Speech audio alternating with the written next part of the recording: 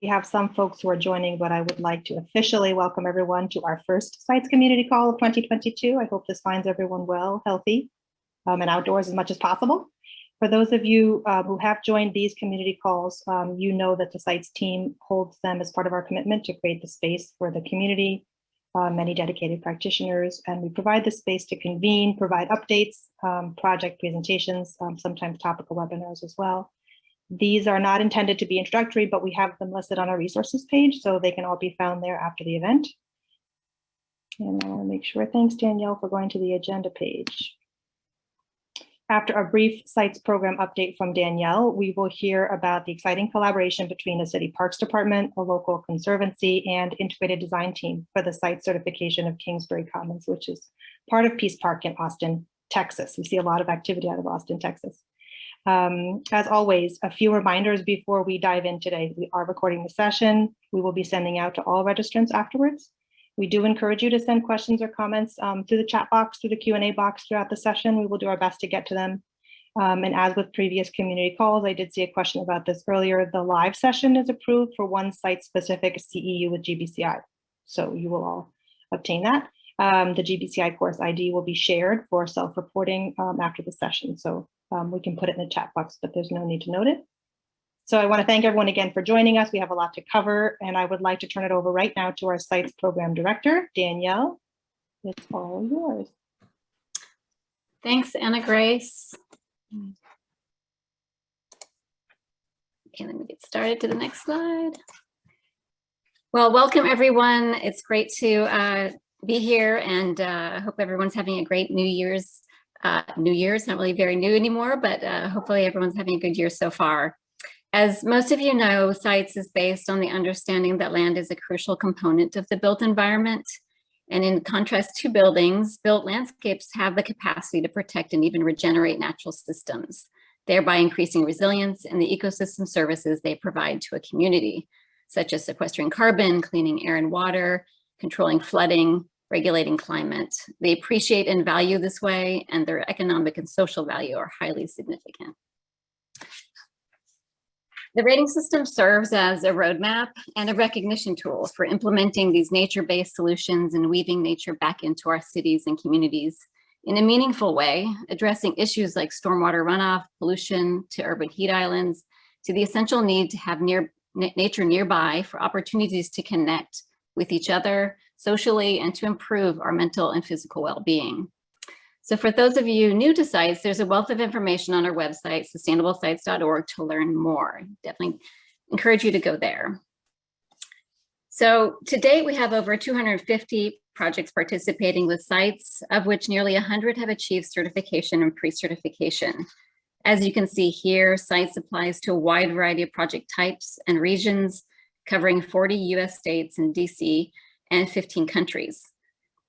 The project you're going to hear about today is located in Austin, Texas, and Texas is the leading state with the most Sites participating projects. And Austin leads as the top city with the most participating projects as well, not just in Texas, but around the world. The Kingsbury Commons project you'll hear about shortly embodies key elements of the Sites program. And I'll just name 3, but there's many more. The first is a change in the development process, meaning an upfront attention to the site before design occurs, and the use of an integrated design team process. The second is designing with nature. This team and client clearly recognize the value of protecting and restoring natural systems on site so they can optimize their ability to function, to manage runoff, provide habitat, cool our cities, and much more. Third, the park connects people to place.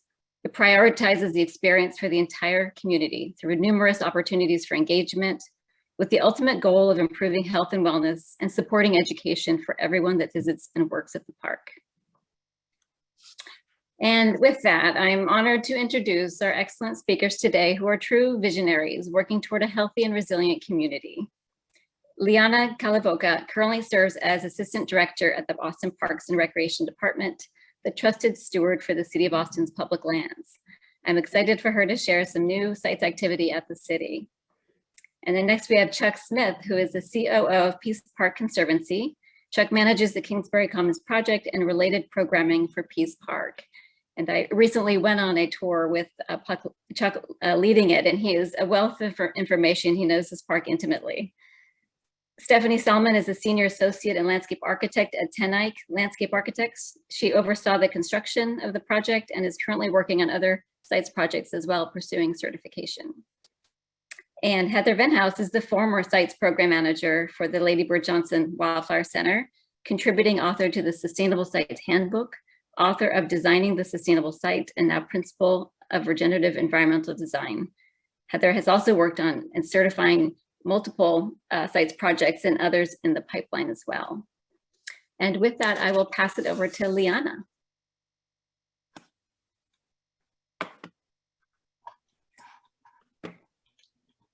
Thank you, Danielle, and hello, everyone. It is really a pleasure to be with you today to present our work on a very exciting project and share with you our journey and lessons learned.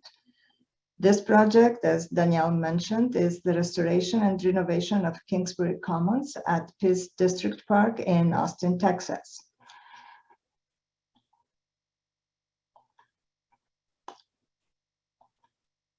I would like to start by providing context for the park and the park development process.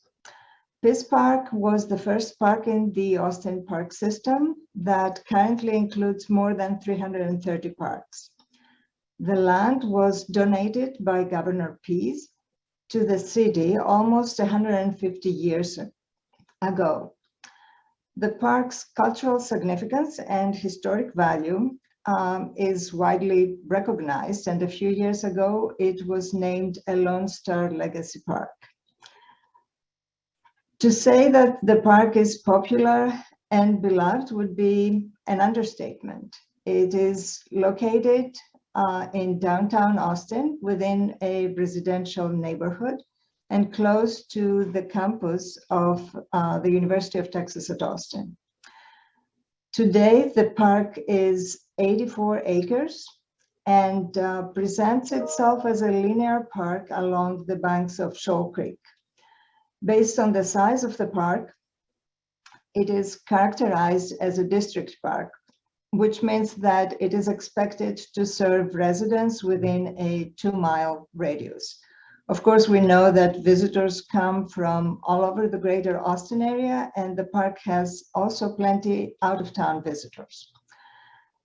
The park is actually an oasis with mature trees, family-friendly amenities, and natural habitats. But all the love for the park unfortunately came at a cost. And in 2007, there was a report that was actually done by the Lady Bird Johnson Wildflower Center that confirmed that the park was at an increasingly degraded state. In 2008, the Friends of Pease Park stepped forward and created a volunteer group to start the restoration of the park's precious landscape. That group became officially the Pease Park Conservancy just a few years later. And today, the Conservancy is working in partnership with the City of Austin to enhance and maintain the park, to preserve its ecology, natural landscape, heritage trees, the creek, and its biodiversity.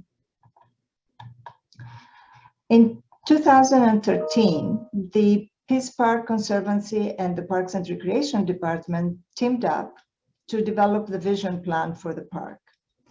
As part of the planning process, there was extensive community engagement process that included formal and informal public meetings, as well as surveys. There was also an interdepartmental technical advisory group that provided guidance on the many sensitive environmental and connectivity aspects that are related to the park. The vision plan was unanimously adopted by our City Council in 2014, and now the plan serves as the blueprint for future development. I would like to share a glimpse on the concepts and values that emerged during the vision planning process and included, as you can see, green space, nature, habitat, protect, ecologically diverse, resilient, respite, health of the creek, water, and many others. So this became the guiding principles for the vision plan, and further for the development as we move into the implementation of the plan. So as we approach the first phase of implementation, we had, as a group, as a team with the Conservancy, to define our goals and environmental standards. The City of Austin has embraced sustainability and resilience for many years. As a brief summary of the city's efforts, in 1991, the Green Building Program, which was the first green building program in the United States, created the first green building rating in the States. And this, of course, preceded LEED. And in fact, the City of Austin was a founding member of USGBC in 1995. In 2000, City Council approved a resolution that required all future new construction projects to achieve LEED Silver certification. In 2007, the city updated and strengthened the resolution to include, in addition to new construction and major renovation projects, interior finish out projects. At the time, the resolution also included a direction to use the appropriate rating for the project.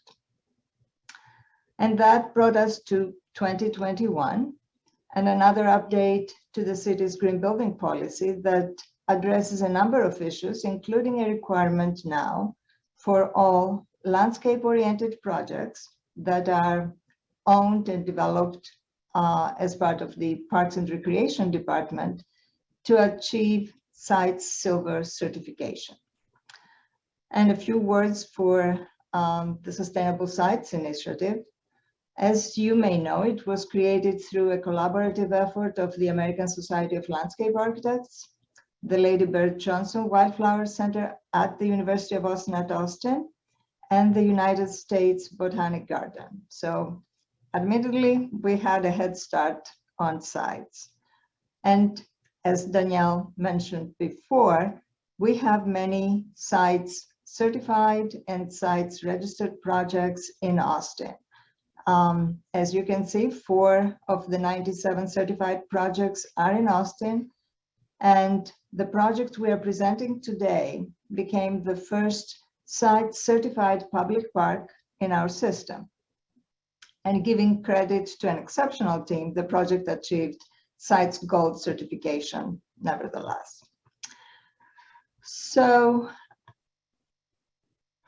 Pease Park Conservancy, in partnership with the Austin Parks and Recreation Department, led the restoration of Kingsbury Commons with the goal to create a welcoming, accessible, and resilient space for all to enjoy, and to set the standards for innovative park management and maintenance practices. And without any other delay, I'll pass on the presentation to Chuck Smith, an amazing partner and the COO of Pease Park Conservancy.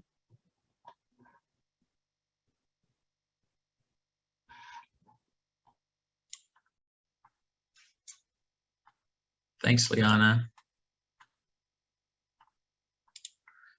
Thanks, everyone. Thanks, Liana. Thanks so much for joining us today. I am Chuck Smith. I'm the Chief Operating Officer at Pease Park Conservancy. As Liana mentioned, Pease Park Conservancy started out as a volunteer group. In 2008, it was an army of volunteers who cared about the sustainability and the ecology within the park. In 2013, the organization was incorporated as the Pease Park Conservancy. We are today a 501c3 nonprofit organization that works in a public-private partnership with the City of Austin to help steward this invaluable 84-acre public green space that is Pease District Park. I think it's always been important and is embedded in our mission that we work to restore and enhance and maintain the space for the sustainable use and enjoyment of all. As Liana mentioned, it is the district park. While its goals are to serve everyone within a 2-mile radius, it is our vision and goal to help the park be a welcoming place, not only for people all over the city of Austin, but for folks to come from all around. As a downtown urban park, we are working to help make the space a destination for folks that live in the city, as well as those that visit it.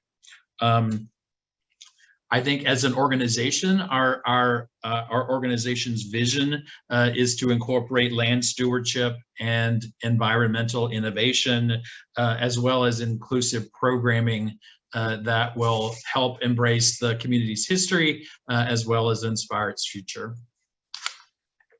As Liana mentioned, Kingsbury Commons is the first phase of what will be multiple projects to implement the park's vision plan. I think logically it made sense to start in Kingsbury Commons because it is the recreational core of the park. It's located at the park's south end.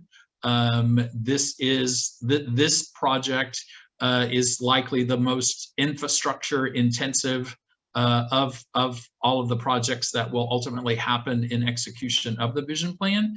But when many people think of Pease Park, they think of this space as being the heart of the park. So that's part of why it was the first phase. As Liana mentioned, the park had experienced degradation. I think we've learned that, different uses within the park can have an impact on its health. This is a park that for many years included a disc golf course along the banks of the creek and throughout the riparian zones. Basically the park was overloved. And so it is a component of the vision plan, as well as a part of our organizational DNA, where sustainability is at the top of the list in terms of helping to maintain the space and have it be healthy for use for generations to come. Again, I think going forward, we will strive to execute the vision plans in ways that can be viewed as models and best practices for greenscape management. The concept of public-private partnerships and park conservancies, while more than 40 years in New York City with Central Park Conservancy, is a newish concept in Texas and within the city of Austin. And so it certainly is within our goal and vision and in our work plans to try and execute the work in the vision plan to the highest degree possible and in ways that reflect upon us as being exemplary stewards of green space. Public education is an important part of the work that we do, and engaging park users to be a part of that is an integral component of that, and was also a component of the work within achieving our site certification. Pease Ecology is one of our public education programs that in order to help people understand why protecting the park is important, Pease Ecology seeks to share what some of the things are that we are protecting.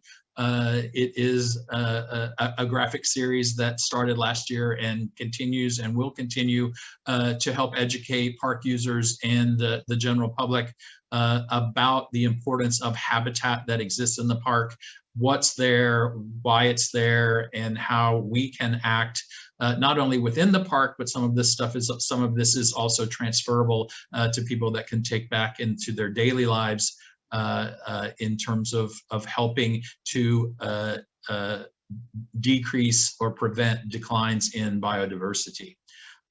Much of our work is grounded in volunteerism. Peace Corps is our volunteer program. I think it was mentioned when the organization started in 2008.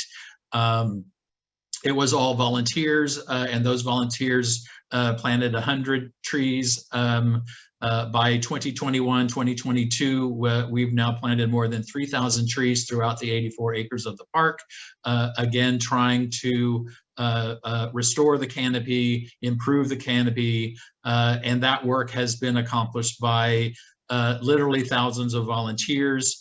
And I think sort of one example in terms of how the work with seeking sites certification has translated into our volunteer program is that the construction process required us to recycle and reuse organic materials. And as a result of that, we have chosen and found ways to continue to do that with the establishment of on-site mulching and composting of the park's organic materials.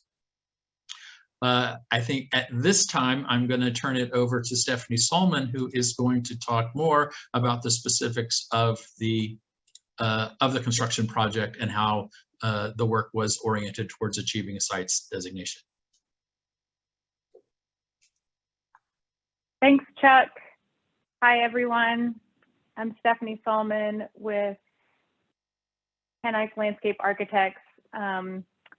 I was lucky enough to get to be the project manager on this during construction, and it was a fantastic project to work on with an incredible team.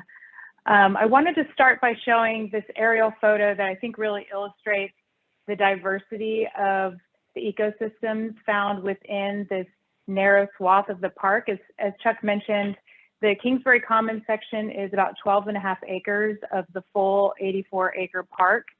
On the left here, which is actually the east side of the park, the left side of the screen is Shoal Creek. Now, Shoal Creek is a major waterway in Austin. It's the largest of Austin's north urban watersheds. It's about 11 miles long, and it eventually makes its way all the way to what we call Lady Bird Lake, which is the Colorado River in downtown Austin. And so it's a really sensitive ecosystem there within the park. It also, part of it is over the Edwards Aquifer Recharge Zone as well. Here in the center, you can see this large flat area where the majority of the programming for the park is, and that's actually all within the floodplain. So there was some complexity to designing a park that could be flooded in major storm events. And then on the west side of the park, which is here on the right side of the screen, you can see this natural hillside escarpment, which is a really special part of the ecology of the park and what makes it so interesting. Walking you through the overall plan and the design, on the right side of the screen, you can see Shoal Creek there. There's a series of decomposed granite trails as well that connects to the larger trail system in Austin. That extends all the way a couple miles to the south to Lady Bird Lake. And one thing that's probably the most noticeable when you're looking at this plan is this curving, sinuous ribbon wall that extends and connects all of the elements of the site. This is a limestone wall that sometimes is a seat wall, sometimes here at the main entrance to the park is a major gateway with steps that bring users to the large open green space. We opened up these views to this greensward going north as part of this project. The ribbon wall then moves around and defines some historic picnic tables. It acts as a seat for parents in the shade within the playground areas. It separates the playground areas from the full-size basketball court that was a new element in this part of the park. It winds around an interactive water feature, and actually some of the water for the water feature seeps out from underneath that seat wall. In some places, it actually is flush with the paving and marks out different areas within the park. And then here between these two buildings, it steps up the hillside where we've got an informal amphitheater and eventually brings people along a mulch trail and to a source for a restored spring that I'll talk about a little bit later in the presentation. We've also got a historic structure here, the Tudor Cottage, that was completely restored and redesigned by Clayton and Cordy. They also designed the new restroom building, and there's a new structure that is an equipment building and volunteer storage structure. Just north of the Tudor Cottage, we designed a large terrace that the cottage opens up to. This is paved with some built-in seating and movable seating that extends the use of that structure as an event space. And then as you continue all the way north, there is the Treehouse Observation Pod, which was designed by Mel Lawrence Architects, and that has this bridge that connects directly to the hillside.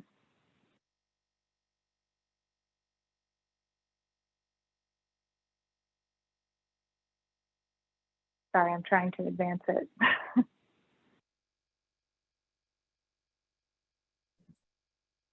Sometimes you have to click on the screen. There you go. There we go. So the site, as Liana mentioned, the site has a long and very interesting history, and we wanted to honor that and really highlight that. There are these existing stone walls that were preserved and protected in place. The site is actually a designated historic landmark with the Texas Historical Commission. And we use some of these curving walls really as inspiration for the ribbon wall. You can see here on the image on the left that this is a bocce court. This is a new element for the park, and it's got some of those walls, those stone walls around it, and some of the historic picnic tables as well.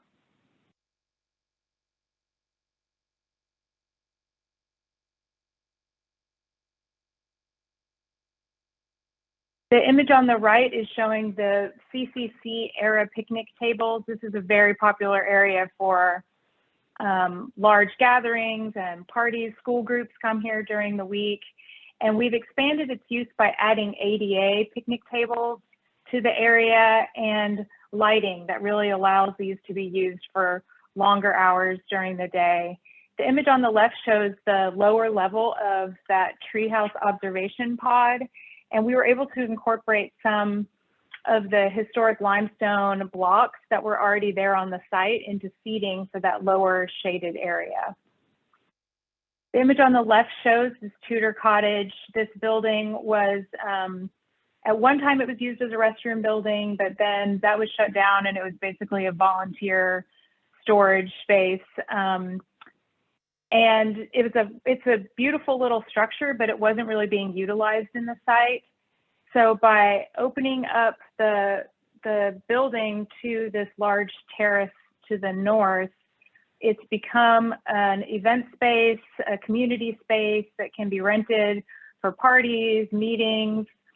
The doors open up, they've taken down the walls, and it's really engaged this space with the park. This is what it looked like before. And here is what it looks like now. Some of the press tin ceilings were reused as well as wainscoting there on the walls of the Tudor Cottage.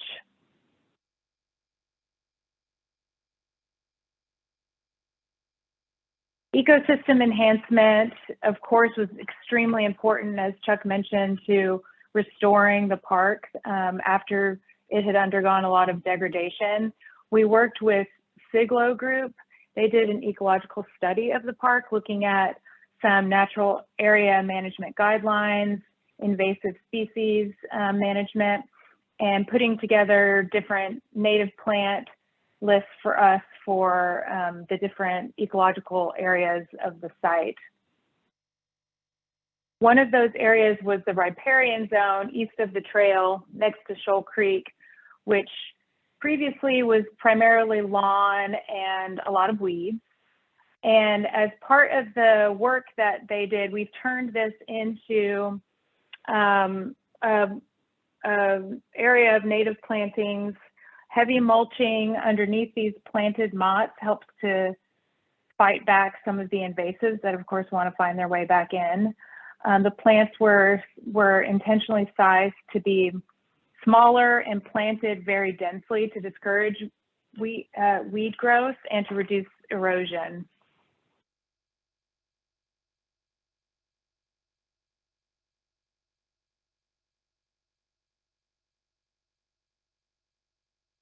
We also used native plantings throughout the whole project.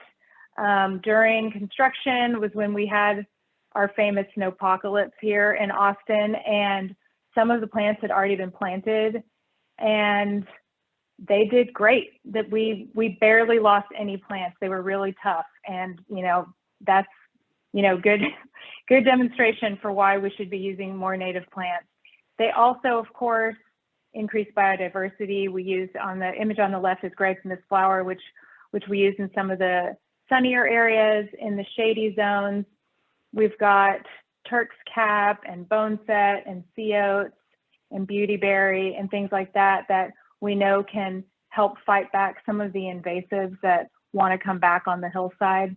And we also know these plants are tough, and that image on the right shows Zexminia, which is one plant that we use that can withstand some of the trampling that you might find in a public park. So I mentioned before this restored spring. This is a really special element of this project. One thing that's really common geological feature that you find in Austin are these hillside seeps, where you've got these limestone escarpments. And in this particular instance, this seep was coming out through the asphalt paving in the middle of the street. This is Kingsbury Street, which runs along the south side of the park. You can see prior to construction, the water just broke its way through the asphalt, ran down Kingsbury Street. It had, it made its way into an inlet that then dumped directly into Shoal Creek. So as you can see, it picked up all kinds of particulates and pollution, who knows what, along the way.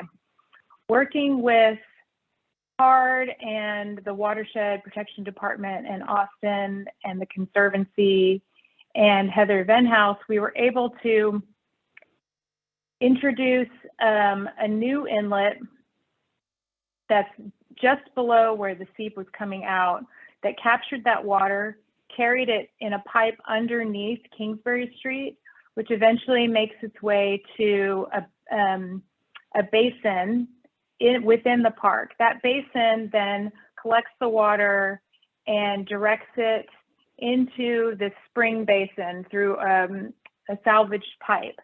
Then that spring basin, this is just west of that Tudor terrace.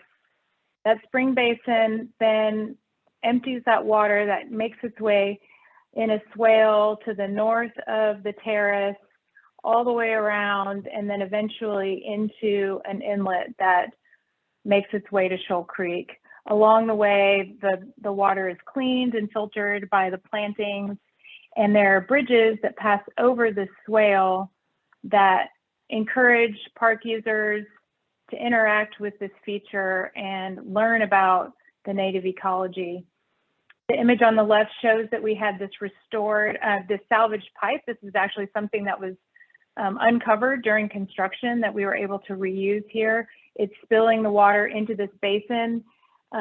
This is that spiral that then becomes part of that ribbon, that limestone ribbon wall that makes its way through the park. Here you can see, oops, go back.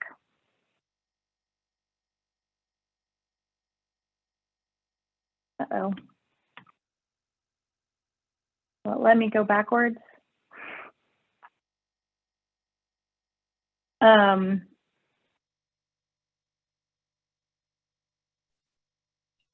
the arrow keys. I lost yeah, that's what I'm using. Or maybe click on the screen again. There you go. There we go. Oh, got a mind of its own. Okay. Here you can see on the top left that it's spilling into the swale. The swale is winding around the Tudor terrace. There are steel bridges that pass over this spring. And then we've also got these limestone steps. It creates a shortcut and allows people to walk through the plantings of this new spring restoration. And we worked with Heather. We looked at a reference ecosystem elsewhere in the park for the plant selection.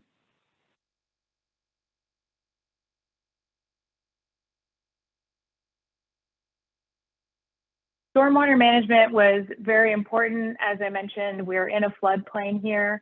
All of the materials for the project needed to be selected with that in mind, with the idea that there could be times where the whole park could be inundated with water. That even extended to the architecture. This picture on the left shows the building for the restrooms, which is totally open air, made of concrete and steel mesh. Then the images on the right show how we integrated rainwaters into all of the plantings in the park. This is showing a rain garden in between the ribbon wall and the interactive water feature. And the image on the bottom shows where there's actually a rain garden in between the playground area and the basketball courts. And it really just feels like it's part of the natural plantings. By the parking lot, we're directing all of the water from the parking lot into a large rain garden that filters and cleans that water before it makes its way into Shoal Creek.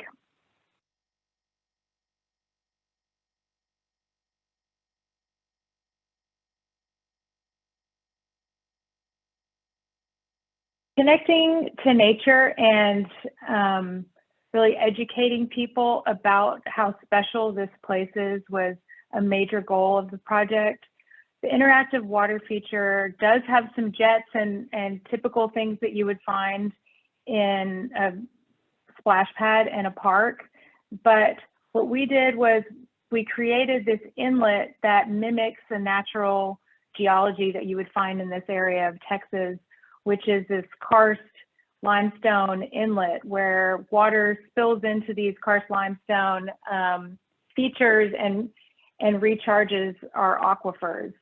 In this case, we've got water spilling out from underneath the seat wall and from the splash pad, and it comes into this large inlet with karst limestones and loose cobblestones that the kids can play with, they can interact with, they can create dams, and change the way the water is moving through the site. We feel like educating people in this way is really a way to help create stewards of this special landscape going forward. During the project, there were some big storms during construction, and unfortunately we lost some of our large cedar elms. The images on the right show how we were able to reuse those in the Loose Parts nature play area, and kids can use these logs and branches to create forts, and this is an extremely popular area in the park. The image on the left shows that informal amphitheater seating area in between the two structures on the site, which is just a place for people to gather. It's also become a popular spot for weddings and for hosting other events in the park.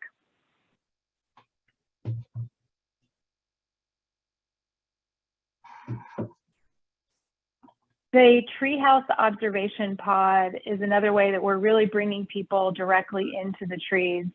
This structure was intentionally sited close to the hillside so that we could make it easily accessible for everyone. There's a bridge that takes you from the hillside trails into the upper level of the Treehouse Pod. And this structure, which is made of steel and cargo netting, is also on the second level.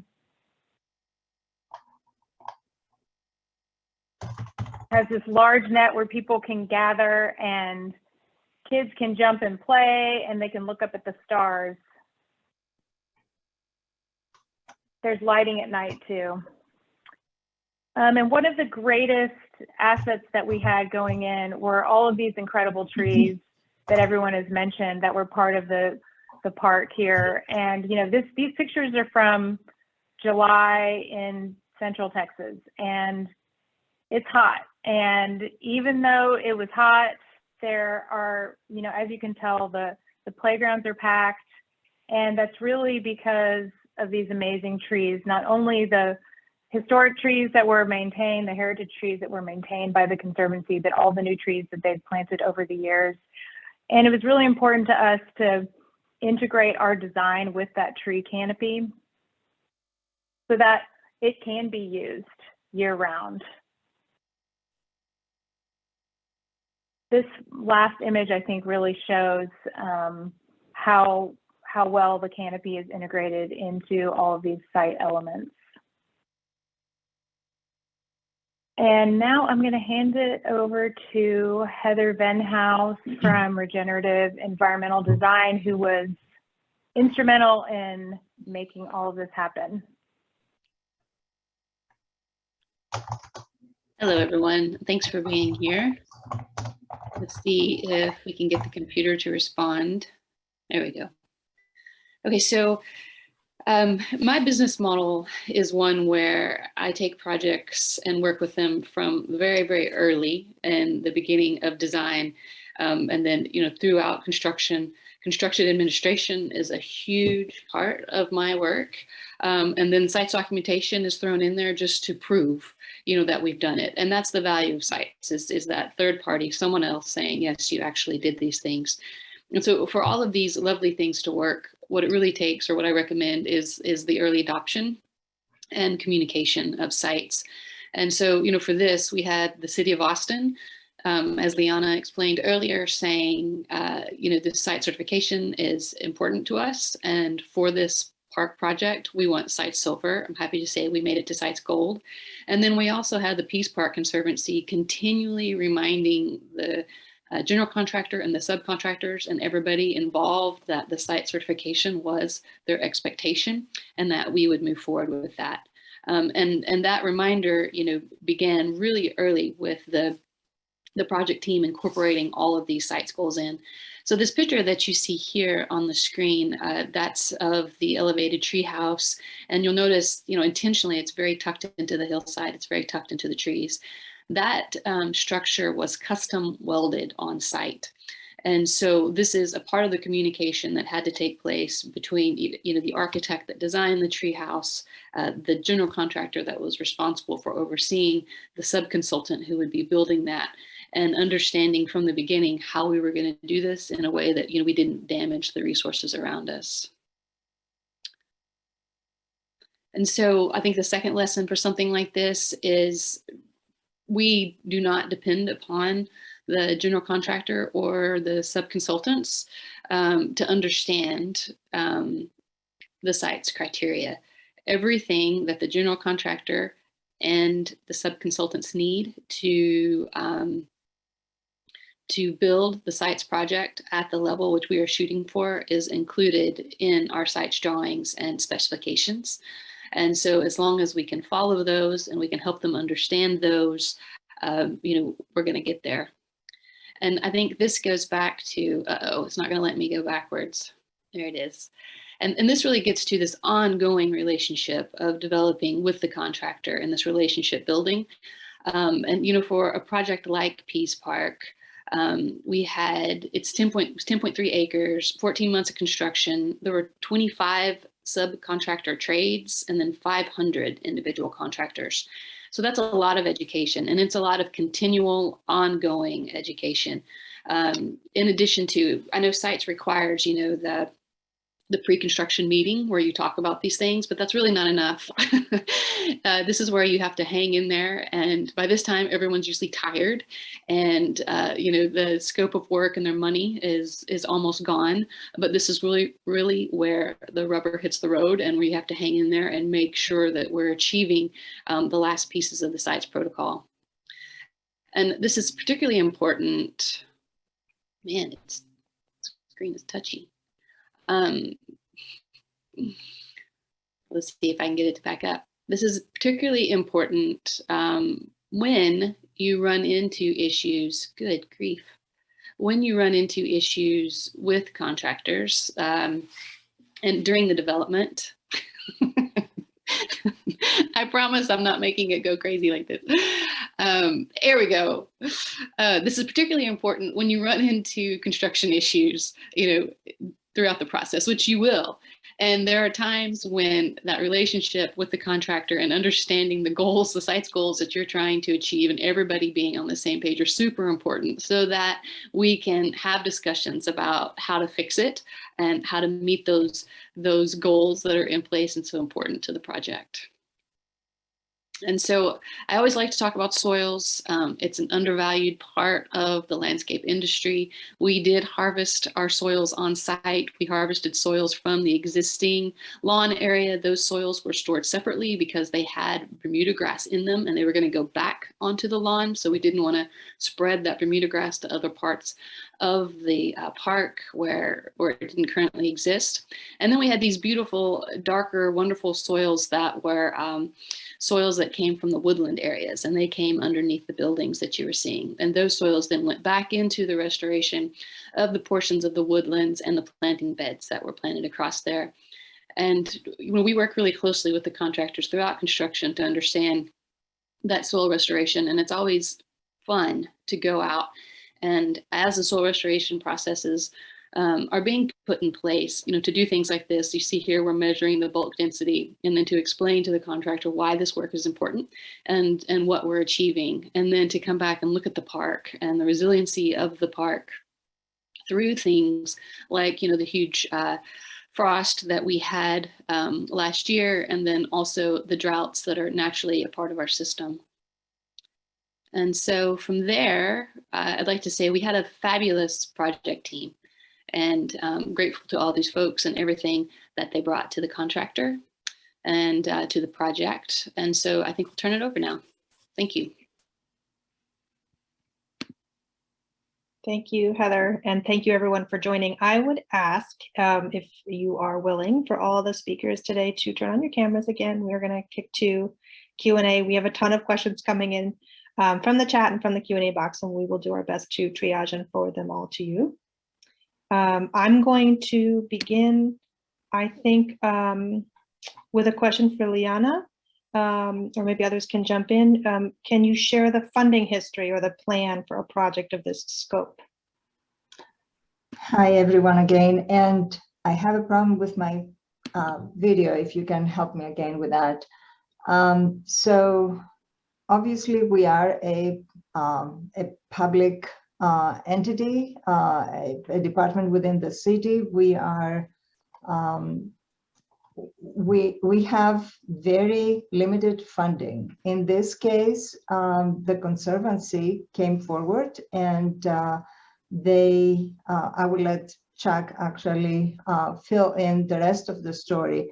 But needless to say, it was the Conservancy that brought the funding, and the department was able to support in a much lesser extent the whole project. Chuck? Yeah, so this is, I guess, one of the key areas where public-private partnerships come into play, to where the Conservancy had established and successfully fundraised for a $15 million capital campaign. $10 million of the $15 million went into this project, about $2.5 million in design and $7.5 million in construction costs. And then the remaining $5 million of the capital campaign was reserved for current and future operations and maintenance for the park. So we successfully, initially, I guess, started with a $12 million capital campaign target, and fortunately hit that with more than a year left to go in the construction phase.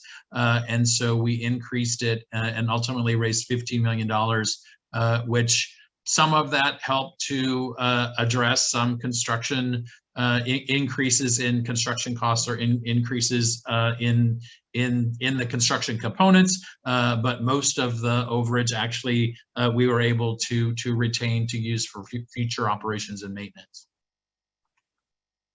Thank you. Actually, that leads well into our next question. I don't know if you feel like you covered it, if you want to expand. One of our attendees had asked, how would you characterize any added costs or that are associated with the site certification specifically, as compared to a more traditional design or build approach? On some levels, it's hard to answer that question because sites was baked into this project from the beginning. I can't speak to a cost differential because there was never a differential that existed, and I think that Heather may be able to speak potentially, but again, the requirements to achieve at least a site silver designation were built in from the very beginning of design. To where I don't think it necessarily resulted in increased costs. It certainly was an ongoing conversation as regards to means and methods throughout the project, and much of that. So maybe not necessarily so much on a cost standpoint, certainly on a time standpoint. There were numerous on-site meetings and on-site visits that helped address or help us envision what means and methods might be in order to meet those requirements, like Heather said, either in terms of soils management and critical root zone protection for trees, to where it was all built into the design. We just had to work and to ensure that it was executed in conformity to that. I can't tell you how much I love Chuck's response to this. It really showcases how, if you put it as part of the project, it's really not a burden. It is an added value. I will also say that the Parks and Recreation Department remains the landowner. As the owners of this project forever, it makes absolute sense to be able to have a durable, resilient, sustainable development that we would know will pay dividends for many years to come. So for us, I don't think that there is an added cost, it's an added value. Thank you. Heather, did they cover it? Yeah, okay, thank you. The next question, let's see, I'm not sure who to send it to. This is a question about watershed protection. I'm wondering about the level of coordination with watershed protection and the growing need for flood protection. I understand Shoal Creek, this is a local folk, has experienced major flood events in recent years. So how is the need for flood protection being balanced with the public access? Is that a question for Stephanie? Liana, I can shoot if you'd like for me to. So, Stephanie explained that the vast majority of this park is in the 100-year floodplain. And someone else asked earlier in the questions, how do the site's requirements align with the City of Austin requirements? They're close, they're loosely close, but they are not the same.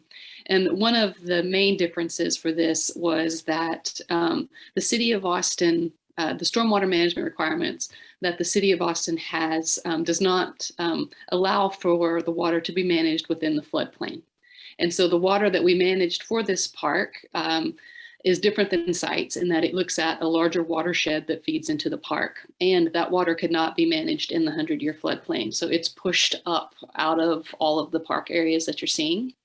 The stormwater management that you see inside the park is additional work that the project team did to manage the stormwater that we knew that would be coming, for example, off of the parking lot, which is, an area of very high pollutants, and making sure that that received some attention and some filtration before going into Shoal Creek. But we didn't actually get credit from the City of Austin for the stormwater management features that are down in the 100-year floodplain.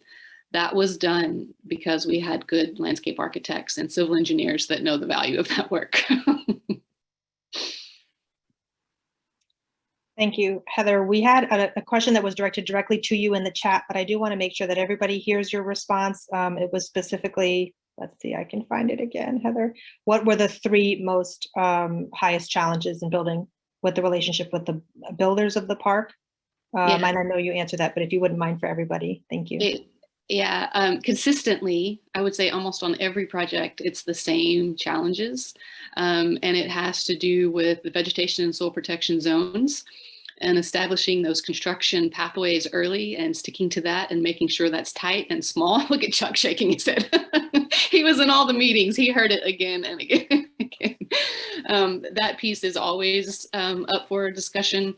And a continual reminders. My advice on that is fences are your friends. Put them up and keep them up. And then the soil harvesting and restoration, and really looking at existing soils as a resource and something that we want to protect and reuse. and then defining very carefully what soil restoration means. And it doesn't mean putting soil back down on compacted ground, and then giving it copious amounts of water, to support vegetation, but actually creating a living system that is more robust and resilient. Thank you. I beg everyone's forgiveness. There are a lot of questions. Let me see if I can find the next one. Oh, the water feature. We've had a couple of questions about the water feature. Actually, if you could talk about what kind of water and how it's managed, if it's reclaimed or chlorinated. I think that Stephanie or Heather. You want to answer that, Stephanie? Yeah, so the water is chlorinated, it's treated, and it's recirculated. There's a vault underneath that whole paved area that's like the size of a school bus that can hold the water, treat it. It's got a very high-tech system, filtration system that's in the that equipment room building. And so it's all recirculated on the site. And, to answer the option about using water that's not potable, you can't. It's very, very, very expensive to reach public health standards and not using that pathway. And Liana could speak to this better than me, but it may also be something that the city of Austin wouldn't have been comfortable with us doing. Thank you. I'm going to actually take one last question, and then we're going to turn it to Danielle to close out the Q&A section. And I would like to mention for all of our attendees today that we will do our best when we send out the recording of the event to answer additional questions that were asked in the chat. We always welcome you to reach out to us with questions as well. So I'm going to give this last question to Raphael. In regards to the site certification, did you accomplish it in phases? And if so, did you get pre-certification? No, we did not pre-certify. And we have not pre-certified the master plan. We did handle it in phases. There was a preliminary review and then a final review. And I'll say about the pre-certification pathway between like a master plan and then what was built. The master plan is a loose guide of what actually happens in the park. And so a lot of what was discussed in the master plan is explored in more detail when we get to the design and development construction sections of it. And some of that has to be adjusted. And so I don't know how much that would have helped with this project. But at the time we started, I don't even think it was a site. I don't think it was an option for sites, but I could be wrong about that. Thank you. We have some really great questions coming in. Danielle, I think I'm going to ask you if you wouldn't take us out of the presentation today.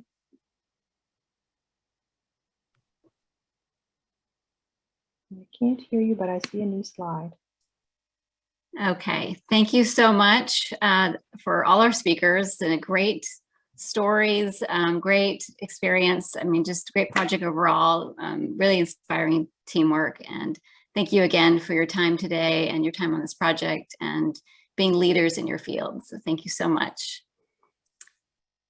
So I'm just going to close out by basically saying if you don't have a project to use for sites, there are other ways to get involved in terms of either through the professional credential or our community partner program. These are organizations like nonprofits, academic institutions, design firms, those that are committed to creating meaningful, high performance outdoor spaces and supporting the goals of sites. We're using this as a way to lay the foundation for an active community of users, practitioners, and visionaries. We're really proud to partner with these organizations such as the Austin Parks and Recreation Department. So feel free to reach out if you have any questions about this.